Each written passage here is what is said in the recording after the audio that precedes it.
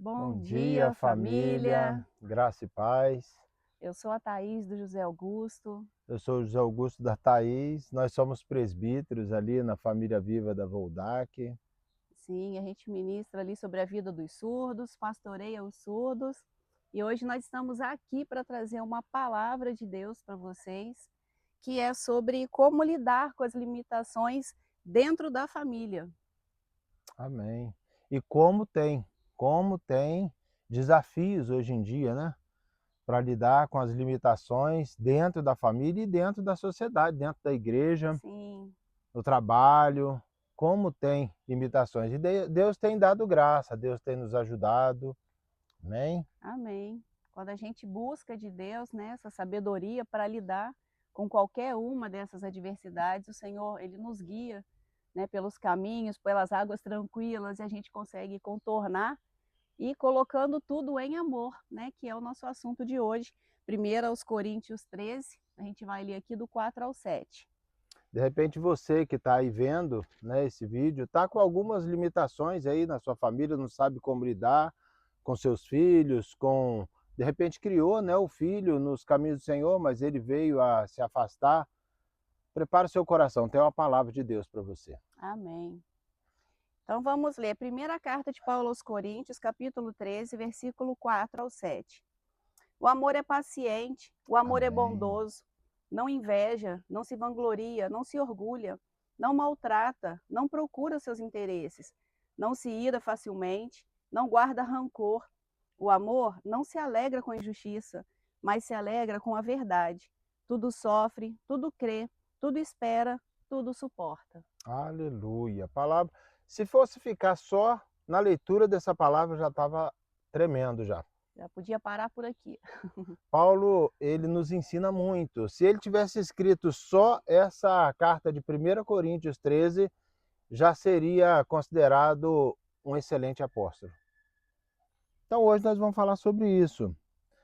Hoje em dia tem tantos vídeos que a gente vê na internet, vídeos emocionantes de pessoas ajudando outras, dando até dinheiro, tirando da pobreza, tirando lá, levando para alguma clínica. Tem uns vídeos que a Thaís me mostrou esses dias de um pessoal que capina a casa dos outros e deixa tudo limpo, bonito, como está aqui onde a gente está, nesse monte, tudo limpinho, bonito. Mas o que nós lemos aqui hoje é dizendo, se não tiver amor, nada disso tem valia. Sim, Se for só para ganhar seguidores, nada disso tem valia. Se for só para ganhar views, nada disso tem valia. Para Deus, não. Pode ser emocionante, pode ser joia, pode fazer chorar, né? A Thaís chora mais do que eu, mas se não tiver amor, nada disso tem valia. O amor tem se deturpado, as pessoas têm deturpado o que é o amor. Se resume nisso aqui. sim. Como eu disse, né, eu trabalho com a Libras e é muito, muito comum, vocês podem ver qualquer vídeo de surdos, de intérpretes, estão usando esse sinal que significa o I love you, né? Isso aqui é um empréstimo do inglês para cá, a língua de sinais americana, a ASL, né? E aqui significa o I, o L e o Y, I love you. Mas um dia eu estava fazendo uma ministração com os surdos e eles me perguntaram por que que nas fotos eu era a única que não saía fazendo esse sinal. E eu falei que eu acho isso aqui muito profundo para a gente jogar só numa foto. Né? Significa eu amo você, mas eu amo quem? Para quem eu estou fazendo? De repente você faz para ficar bonitinho na foto, mas a sua convivência com o irmão do lado, você não consegue olhar para ele, você não ajuda, você não quer relacionamento. Né? E como o nosso bispo José Elias sempre diz, eu acho muito interessante a colocação dele, esse resumo do amor, ele sempre diz que amar é desejo de relacionamento. Sim. Então, a partir do momento que eu faço esse sinal, ou esse coraçãozinho, ou esse, né, que agora os doramistas estão usando muito aí, significa que eu desejo me relacionar. Mas e aí, eu vou fazer só para postar numa foto? Ou eu desejo realmente ter um relacionamento com quem está assistindo, quem está vendo ali a minha foto? E quando a gente lê o que nós lemos aqui, principalmente o versículo 7, pensando em Jesus, tudo isso faz sentido. Sim, João 3,16 vai dizer, porque Deus amou o mundo de tal maneira que enviou o seu único filho para morrer em nosso lugar, para que todo aquele que nele crê não pereça, mas tenha vida eterna. E nesse versículo ele fala de tal maneira. Já vi muitas interpretações sobre o tal, que é um tamanho que não conseguiram expressar. Mas será que é isso mesmo? Se a gente vê o versículo anterior, se a gente lê o texto todo, a gente vai ver que ele está dando uma resposta para Nicodemos. E dentro dessa resposta, ele fala de uma serpente no deserto, que teve que ser levantada no deserto para todos aqueles que tinham pecado, todos aqueles que tinham murmurado, reclamado lá no deserto, viam uma serpente por baixo da areia e picava o calcanhar de todos que tinham pecado. E aí Deus mandou levantar uma serpente de bronze, mandou Moisés para todos e levantar numa haste para todos que olhassem para a serpente fosse curado e não morresse. E aí Jesus compara esse tal, ele está falando disso. Porque ele seria levantado no madeiro.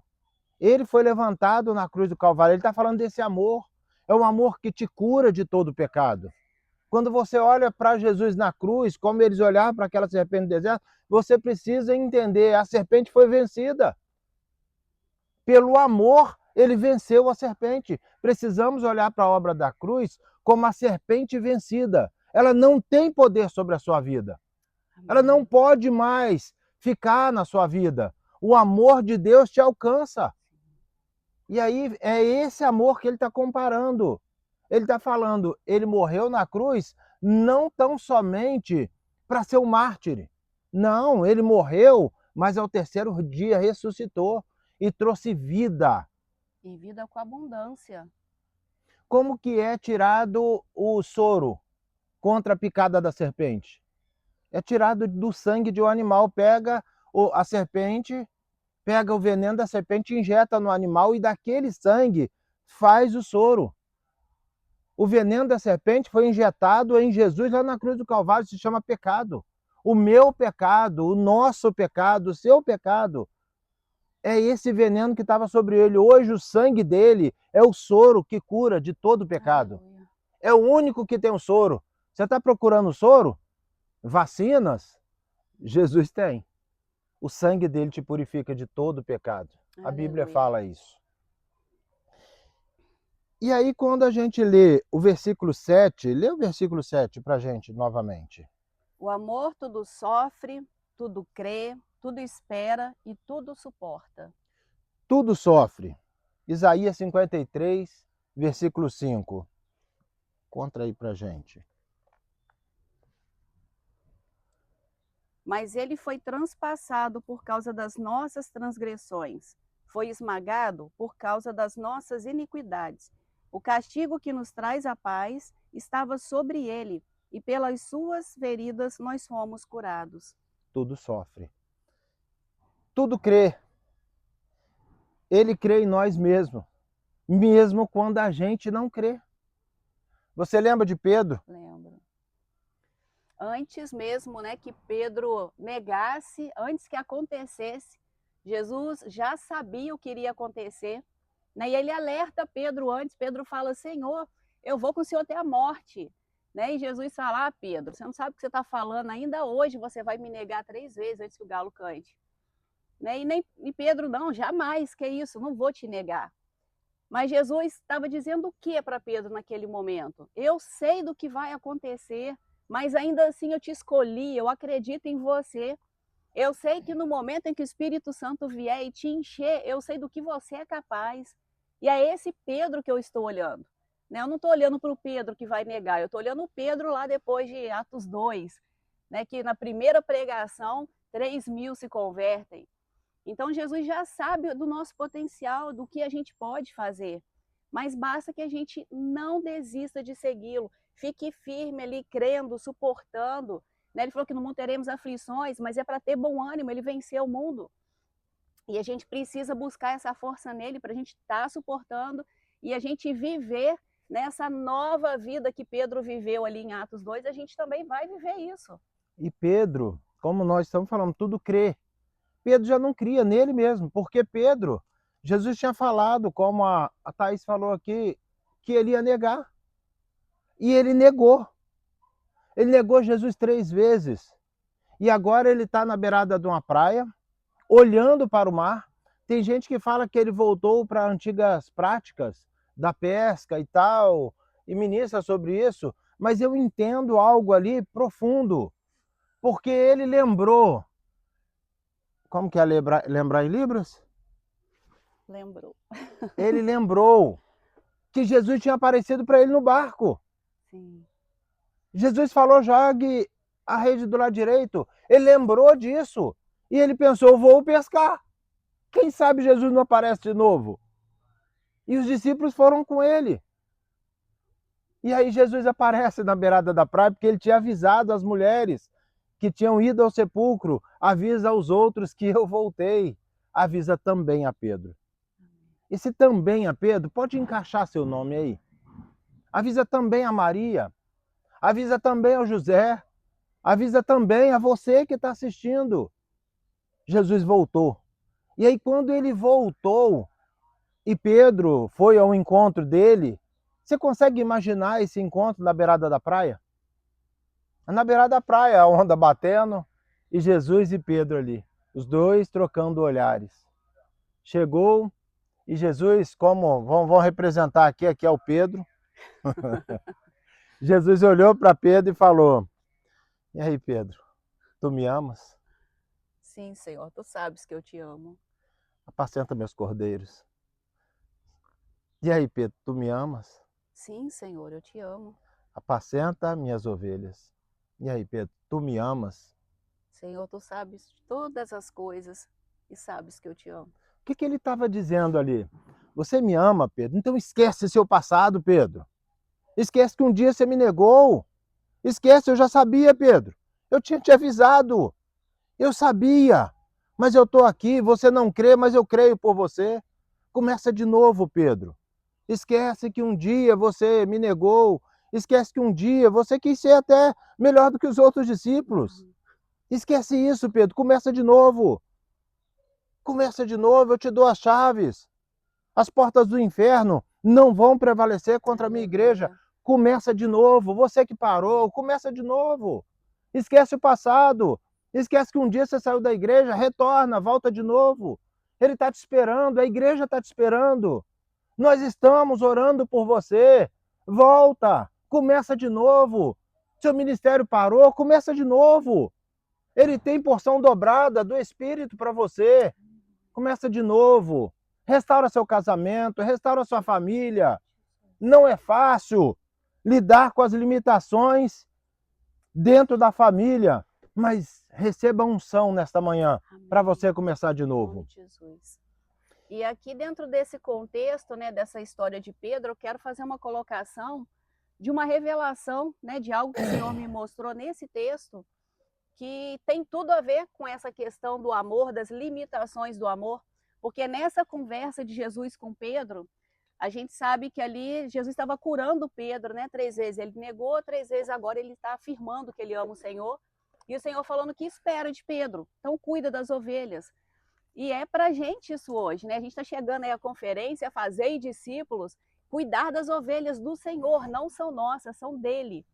Né? E a gente, assim como a gente não coloca os nossos filhos em qualquer escola, em qualquer creche, coloca qualquer pessoa para cuidar, a gente vai procurar aquele que a gente confia.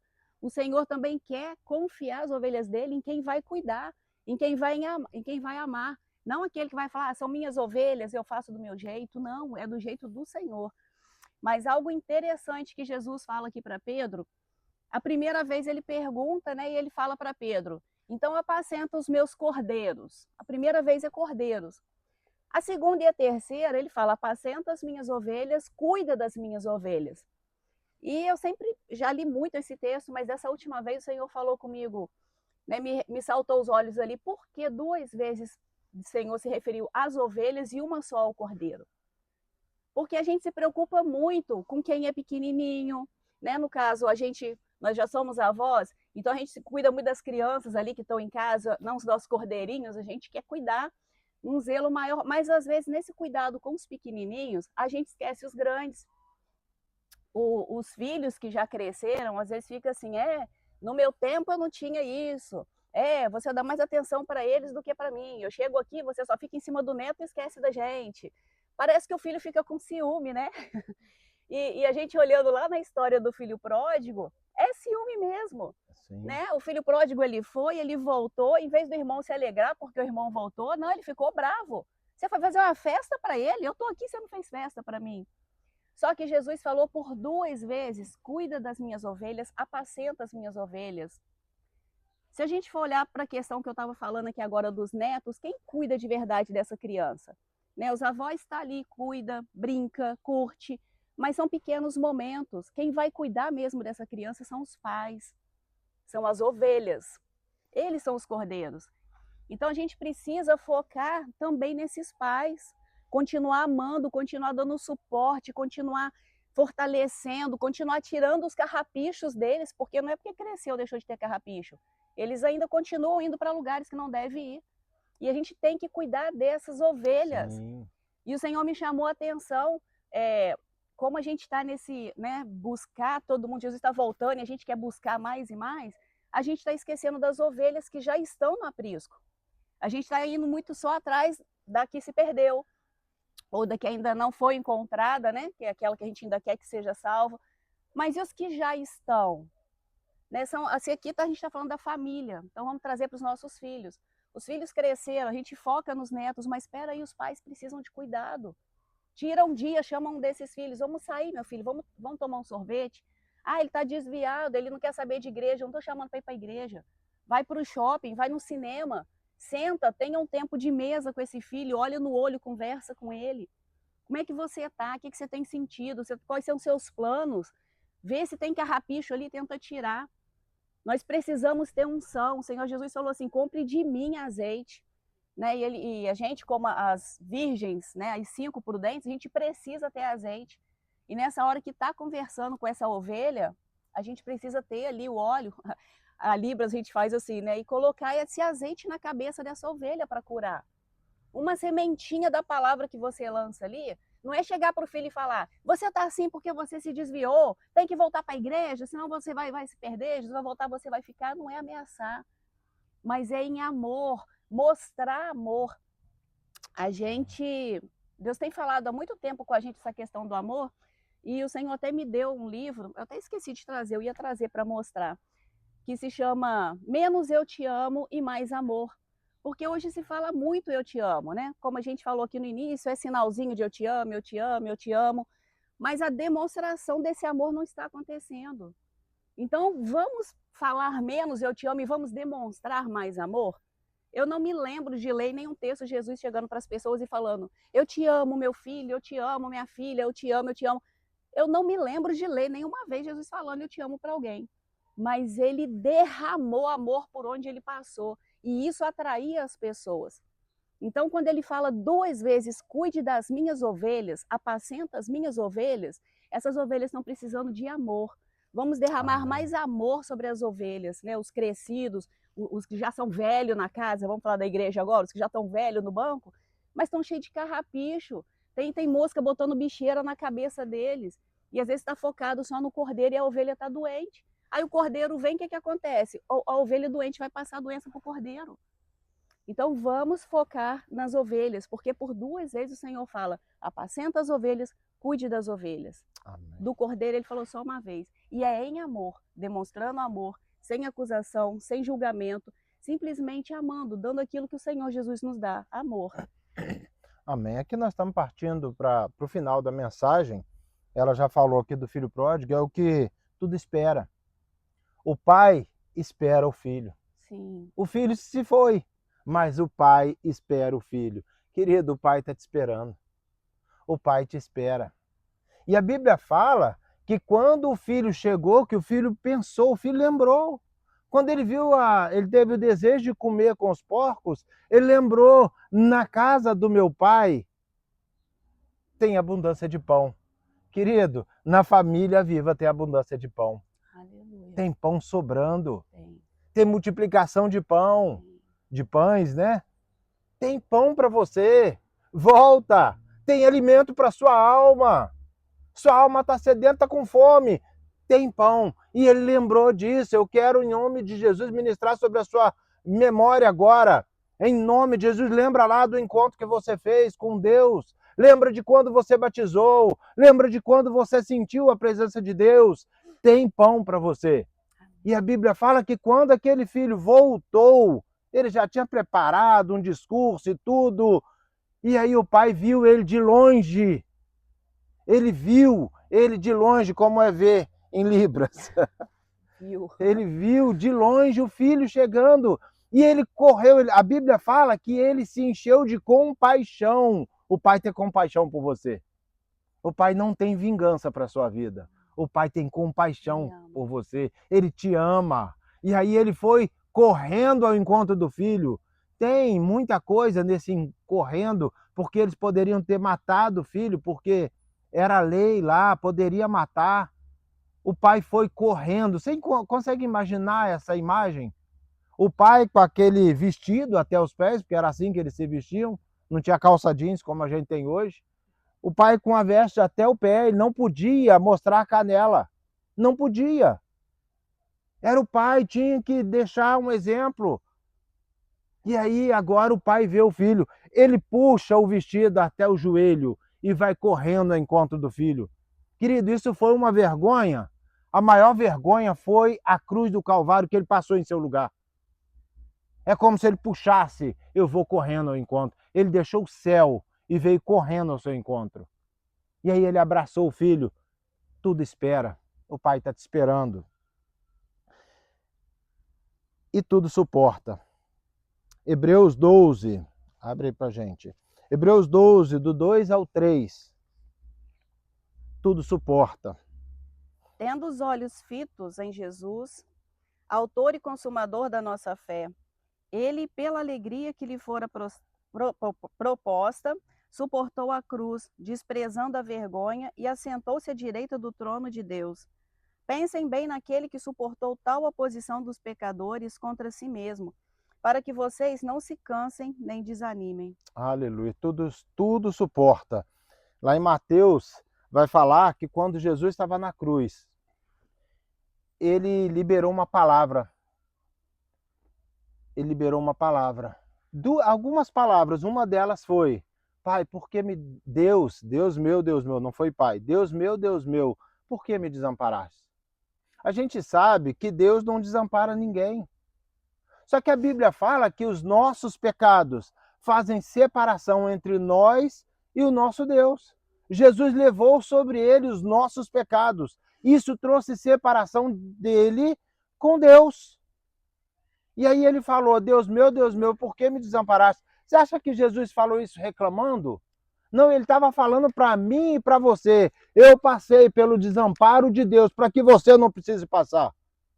Você não precisa passar pelo desamparo. Ele passou. O pecado traz essa angústia de separação de Deus. Traz uma expectativa de inferno. Mas ele levou sobre si os seus pecados, os nossos pecados. Então, como eu falei, encerrando, a gente fala isso na igreja para a igreja se acalmar, né? Então, só para acalmar seu coração, encerrando. As limitações são vencidas quando expressamos o amor de Deus. Lá em 1 Coríntios 13, versículo 13. O último versículo ali do capítulo. Assim permanecem agora esses três: a fé, a esperança e o amor. O maior deles, porém, é o amor. Você acha que o apóstolo quis só colocar qual que é maior e qual que é menor? A fé, querido, a palavra da fé, ela transporta montanhas, ela transporta montes. A gente já viu muitos testemunhos disso. Tem pessoas que liberam uma palavra de fé e algo acontece mesmo. Nós já vivemos isso. A palavra da fé tem esse poder, porém, ela pode transportar montanhas, mas a fé não quebranta coração. O que quebranta coração é o amor. Sim. É o amor. Quando você voltar a amar, as coisas vão melhorar.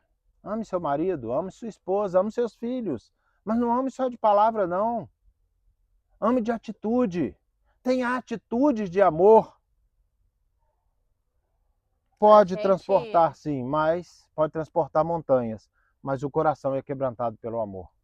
E a gente, desde 2009, né, nós começamos a trabalhar com a família, o Ministério da Família, e nesses anos todos, né, a gente vê muito tratando de casais, às vezes a esposa reclama, né, eu até gostava de fazer as coisas em casa, eu gostava de comprar uma coisa nova, eu gostava de fazer uma comida diferente, mas meu esposo é uma bênção, meu esposo não coopera, meu esposo chega, eu acabei de limpar a casa, ele entra com sapato sujo, a toalha molhada nunca sai de cima da cama, e sempre aquelas reclamações, e isso a gente precisa tomar cuidado, porque em Cantares fala das raposinhas que minam a vinha, né, e estragam, elas destroem a vinha.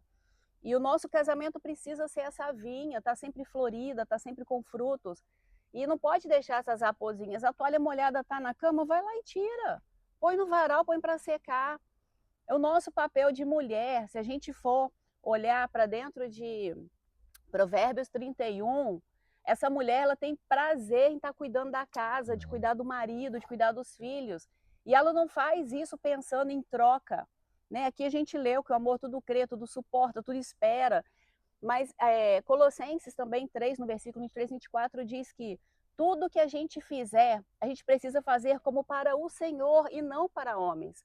Porque é do Senhor que nós vamos receber a recompensa da herança. É a Cristo, o Senhor, quem nós estamos servindo. Então, o dia que eu entendi essa mensagem, né, que eu coloquei, tudo que eu faço é para o Senhor, eu estou cuidando da casa, claro que eu quero que ela permaneça limpa. Dá um trabalho limpar, né? Mas você acaba de limpar, aí vem, um entra com sapato sujo, entra, o outro pega, começa a tirar as coisas do lugar e deixa em cima da pia, e não lava aquilo que usou. Mas glória a Deus que a gente tem uma família. Glória a Deus que aquelas pessoas estão vivas, estão com saúde, estão ali à nossa volta. Glória a Deus. Para de reclamar pelo serviço. O Senhor tem chamado nós mulheres para a gente voltar a nossa atenção para a nossa casa. De repente o nosso filho não está hoje na presença de Deus, porque quando ele estava na presença de Deus dentro de casa, a gente ficava só cobrando, pedindo coisas, olha essa cama, olha essa bagunça, olha isso. O filho se cansou daquilo e saiu, tanto da casa quanto da igreja. Então vamos olhar, vamos agora nos arrepender, falar para o Senhor, né? Lá em Apocalipse ele fala para a gente olhar e voltar onde caiu. Peça perdão, o Senhor está sempre com as mãos estendidas para nos perdoar, para nos curar. E vamos passar a fazer as coisas para o Senhor. Eu vou limpar a casa. Esse dia eu acabei de passar o aspirador na casa, estava tudo limpinho. Quando eu estou guardando o aspirador, escutei um barulho no portão, chegou minha netinha de 6 anos. Primeira coisa que ela faz é pegar biscoito e começar a comer e jogar os farelos no chão. Aí imagina se eu fosse falar, mas já vai sujar o chão que eu acabei de limpar. Né? Meu filho ia pegar ela e ia embora e pronto, eu ia ficar sem ninguém me visitando. Mas aí suja, eu pensei, amém, amanhã eu faço de novo. A hora que ela foi embora, eu faço de novo. E ela passa, parece um furacãozinho, é brinquedo espalhado pela casa, é roupa que ela joga, é sapato que ela calça de alguém e deixa no meio do caminho. Mas quando ela vai embora, não ficou bagunça na casa. Hoje eu vejo assim, ficou vida na casa. Né? Foi um momento ali que a gente viveu, que a gente registrou. E eu parei de focar naquilo, tá bagunçando, e eu passei a viver o momento junto com ela. Vó, posso calçar seu sapato? Pode, calça lá. Vó, posso passar esse batom? Pode, passa o batom. E deixa brincar, a hora que for embora a gente ajeita. Aleluia. Porque isso para Deus vale muito mais do que a gente manter uma casa organizada. A gente precisa manter esse elo na família, esse amor, esse acolhimento. Nossos filhos hoje ainda estão, né, um pouco afastados do Senhor, mas a gente já vê os sinais ali, como, né, Eliseu ressuscitando o menino lá e o menino dava espirros, a gente já está vendo esses espirros. Mas a gente mantém, sabe, aquela qualidade na mesa, de colocar uma mesa, de orar para almoçar, de ter uma conversa saudável na mesa. E os nossos filhos não saem da nossa casa todo dia. Ontem mesmo, né, em plena terça-feira, a gente estava hoje de manhã comentando, falando, ontem vieram 7, porque foi filho, foi o outro filho, foi a esposa, foi o neto, foi o outro neto. Falei, gente, 7 pessoas almoçaram ontem com a gente. Né? Então, em outro tempo, falar, meu Deus, quanta despesa. Não, Senhor, glória a Deus que o Senhor está provendo e nós estamos tendo condição de estar cuidando da nossa casa, da nossa família. Amém. Como é bom ter a nossa mesa cheia, né? E os nossos em volta da nossa mesa. mas tem que ser em amor, sem reclamação, sem murmuração. Aproveita a companhia de quem está aí do seu lado, de quem está na sua casa. Faz o seu melhor por ele. Não tem importância se ele nem vai ver, mas faz para o Senhor, porque é o Senhor que vai recompensar. Amém. Vamos orar por vocês, por nós, né? Amém? Amém. Amém. Deus Santo, em nome do Senhor Jesus, a tua palavra, Senhor, foi ministrada aqui, ó Deus. Ah, Deus Santo, é o Senhor quem abençoa, é o Senhor quem dá graça. Amém. Muito obrigado, ó Pai, por esta palavra, e queremos clamar a Ti, ó Pai. Aqueles, ó Deus, que têm limitações lá no lar, com a família, com os filhos, ajuda, Senhor, abençoa, Senhor, dá graça, dá sabedoria, Pai. Em nome de Jesus, na Aleluia. autoridade do nome de Jesus, nós repreendemos todo o mal nessa casa, nesta manhã, nesse dia, em nome de Jesus. E ministramos cura, ministramos saúde, ministramos restauração familiar, em nome de Jesus. Amém. Amém. Glória a Deus. Eu queria só deixar 2 convites para vocês.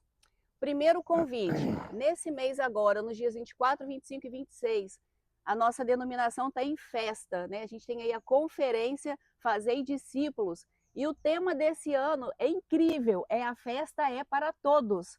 O Senhor Jesus convida a todos, ele sabe, diante da parábola, que vai lá e busca aqueles, os coxos, os aleijados, aqueles que eram excluídos, é inclusão, venham todos, porque a festa é para todos, o Senhor quer salvar a todos. Glória então a Deus. Vem participar com a gente dessa festa, dessa Amém. Conferência, que vai ser um derramar do céu nas nossas Sim, vidas. vai mesmo. E o segundo convite, né, como eu falei aqui sobre a mulher de Provérbios 31, nós temos um curso também chamado Mulheres Plenas, maravilhoso, já fiz, hoje eu participo ajudando, né, a ministrar esse curso. E é um curso sobrenatural, que nós mulheres temos essa responsabilidade de cuidar da nossa casa. E essa mulher de Provérbios 31, é possível a gente ser uma mulher dessa sim. A gente lê lá e fala, gente, isso aqui é muito longe, isso aqui não é para mim. Deve ter sido só essa mulher na Bíblia, ninguém mais conseguiu. Mas quando a gente se submete ao senhorio do Senhor, se submete à palavra, a gente começa a ver acontecer dentro da nossa casa, e é real. E eu quero deixar esse convite para você também se tornar essa mulher plena. Amém? Amém. Em Libras, amém. Amém.